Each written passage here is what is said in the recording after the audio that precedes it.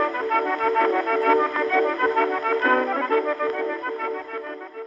everyone, Ivy here. How do you feel about straw hats for fall? I'm always a little torn because I feel like straw hats feel like a very summery thing to me, but I feel like it works. Today I'd like to make some sort of hobbity clothes. I've kind of been binge watching old Rachel Maxey videos, and she has these two amazing videos about hobbit makeup and hobbit clothes, and I just think it's amazing. So I kind of want to put my own twist on it and do like an 1890s hobbit type thing. So I think I'm going to make two looks. One for like a male, traditionally male hobbit, and then one for a traditionally female looking hobbit.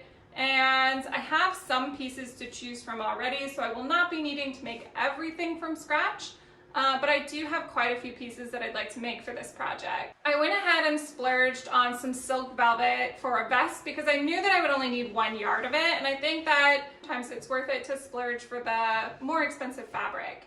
I'd also like to make a pair of trousers. Currently, I don't really have anything that could be construed as pants in my history bounding wardrobe. It's pretty much all skirts. So I think it'd be nice to have a pair of trousers which feel a little bit more casual. So I'll be making a pair of green flannel trousers, or at least that's the plan. I think they'd look nice with some sailor style buttons across the top. I'll be making these in an 1890s cycling trouser type of a pattern. I will be using my silk 1895 shirtwaist for the boy hobbit look for sure, so I will not be needing to make a new shirtwaist for this project. For the female hobbit look, I think that this look is going to be fairly simple and include a lot of pieces that I already own. So I'll probably end up using a shirtwaist that I already own, as well as a skirt that I already own, and I'll be pairing both looks with a cape. So I bought a few yards of a brown wool that I intend to make a cape out of that I think will look equally good with both of these looks. So to recap, I have a velvet vest, a pair of trousers, and a cape that for sure all need to get made.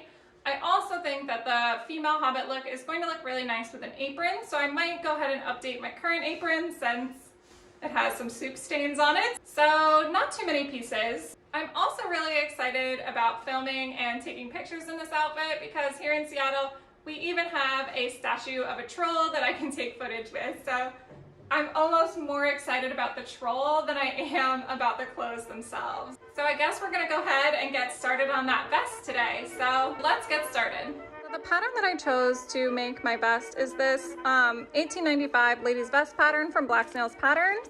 This is one of my all-time favorite pattern makers. I think they do a really amazing job of putting together their PDF layouts as well as their instructions. So I have used not only this pattern a few times, but many of the other black snail patterns I have used as well. I'd highly recommend this pattern maker. And the fabric that I chose to go with it is this silk velvet. It's 100% silk. I've never worked with silk velvet before, but I'm really excited to try it out. I think that this kind of golden brown color is just totally perfect for hobbits. So of course it is obviously not the same day. I got a bit carried away and I ended up pretty much finishing this entire vest off camera. I don't think I really filmed any of it. Next, what I think I want to work on is the cape. I think the cape is something I'm probably going to end up wearing with both the traditionally female looking hobbit look and the traditionally male looking hobbit look. I'm debating between going with something that would be a little bit more accurate to what the hobbits look like on screen and making a cape that's more calf length, or if I want to make something that would actually be more versatile for my own wardrobe, which might actually be a floor length cloak. So I haven't decided what I'm going to do yet. I'm going to look at how much fabric I actually have and how full I want the cape to be before I make any decisions. And then once I've done that, I'll decide what I think is going to end up looking better. I'm just going to try and trace this hood from this coat that I already own and see if I can get something that works. I'm actually already really glad that I looked at this hood because actually it's 3 pieces, and originally I had thought that it would be only 2, just like sandwiched together, but this one has a stripe kind of like down the center to make it more dimensional. So I think I'm going to use this as a starting point and then go from there. The process here definitely wasn't too exact or scientific. I just took some basic measurements, added a little bit extra for seam allowance, and then kind of eyeballed it when I was trying to sketch it onto the paper.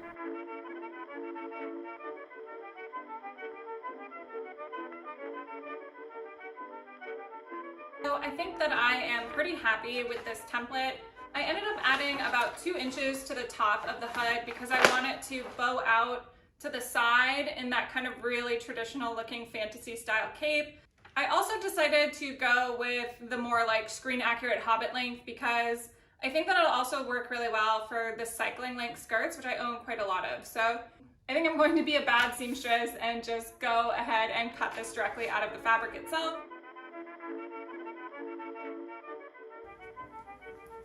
All right, I think I'm actually quite happy with this. I think once the bottom half of the cape is attached to it, it'll hang really nicely. I think I'm going to use a cartridge pleating technique on the cape. The fabric isn't too thick, but I want it to be quite a full cape, so I think cartridge pleating is probably going to be the best way to go. I've never done cartridge pleating before, so I'm not sure it's going to work the way that I expect it to, so I'm going to give it a try. And cartridge pleating is essentially just like a way to stuff a lot of fabric into a small kind of space. So it's really common on things like waistbands, especially in the middle of the Victorian era when they had really big, giant, fluffy skirts. So I'm going to go ahead and get started on those cartridge pleats and we'll see how it goes. I have read a couple of tutorials online and I figured I would just show you what I found. So I think you can see that what I have so far are some really nice, like crisp, even looking pleats. I am realizing that it's going to be impossible for you to really see like what's going on this piece. So I might do a small sample piece just to show you like what I'm actually up to here. So when you're doing cartridge pleats, the first thing that you need to do is make sure that you finish the edge on both the thing that you intend to pleat and the thing that you will eventually attach it to. So normally that is going to be like a waistband. Once you've finished both edges, the next thing you need to do is cleanly mark where all of your pleats are going to go. So I am going to choose a 1/2 inch pleat for this one, and that's just how deep the pleat is going to end up being at the end. So I am going to do a 1/2 inch down from the top, and then I'm going to do a 1/2 inch between each one.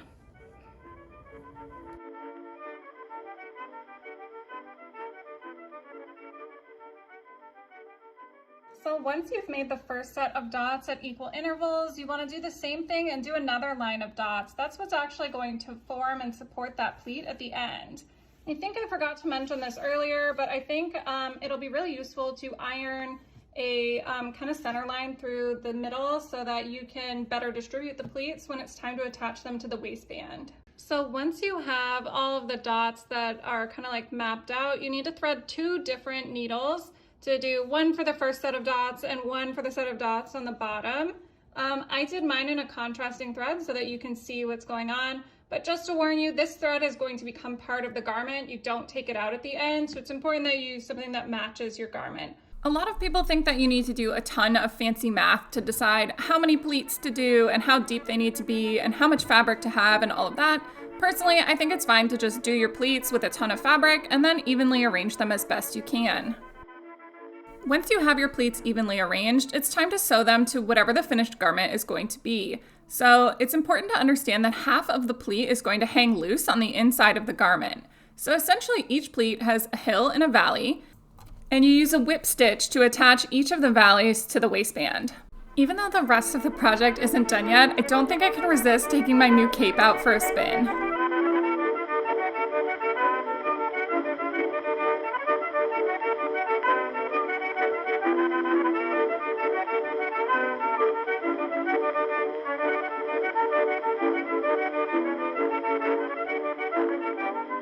All right, I'm back with an update on how my feminine looking Hobbit outfit is going.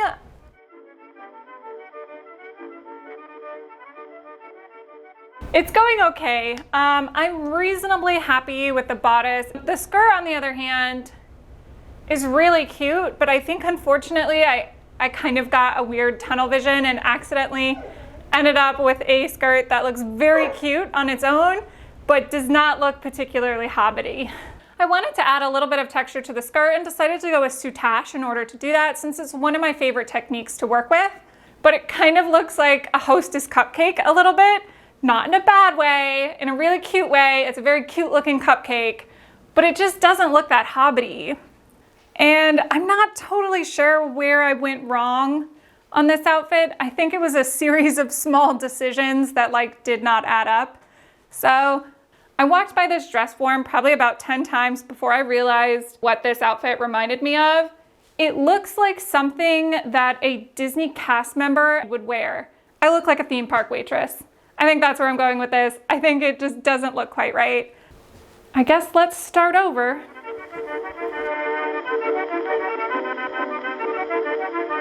New plan. I just dug through my stash of fabric to see what I had that constituted earth tones. So I think I have like pinpointed the mistakes that I made. Even though in the movie there are quite a few female hobbits who are not wearing earth tones, I think our perception is very much that hobbits wear earth tones. And so in making something that was very much not an earth tone, ultimately it didn't end up looking like something a hobbit would wear. And then combined with all the changes I had to make it seem 1890s-ish, it really just doesn't look very hobbity at all. So I think what I'm going to do instead is I'm going to abandon my plans to do an apron because I think I'd rather get the basic outfit right. I pulled out a ton of fabric from my stash that I think kind of falls more in line with what we imagine a hobbit to be wearing. I have this green cycling skirt. I think that this is very hobbity and would totally make sense for what I want. I think my only hesitation with it is that I am worried I'm going to end up just making a duplicate of the other outfit, but in a skirt instead of trousers. So the thing that I currently have the highest hopes for is this salvage project. So if we did mustard yellow on the top, then it probably makes the most sense to do brown or green on the bottom. I guess that's the same problem as before though. Yeah, brown, I guess. So I laid everything out together to see what it was going to look like color-wise, and I think I'm pretty happy with this, but I might still make a dark brown skirt if I have time because my wardrobe definitely needs one anyway. Now that I'm ready with fabric choices, pattern choices, and pumpkin beer, let me show you the pattern that I intend to use on this project. So originally I had chosen something that laces up the front, but actually if you look at the Hobbit dresses in the movie, pretty much none of them do that. It is still a really popular choice for people who cosplay as hobbits, so I'm not knocking it if that's what you want to do. I think I'm going to end up going for buttons instead because I think it's a little bit more true to the original vision in the movie. So I'm going to use this dirndl inspired pattern from Gertie. I've used this pattern a few times before and I know for a fact that it fits me really well. The only thing that I know I'm going to have to do differently is the panel at the front is meant to be a zipper, so the two panels like just touch rather than overlapping in the front. So I'm just going to add like, I don't know, like 1.5 inches or something. Just gonna add a bunch of extra fabric to the center front and then cut off the extra when I get that far. So that way I'll know for sure that I have enough to do an overlap for the buttons. So for tonight, I'm hoping to just like have time to lay and cut this pattern, and then hopefully tomorrow I'll have time to stitch it all up.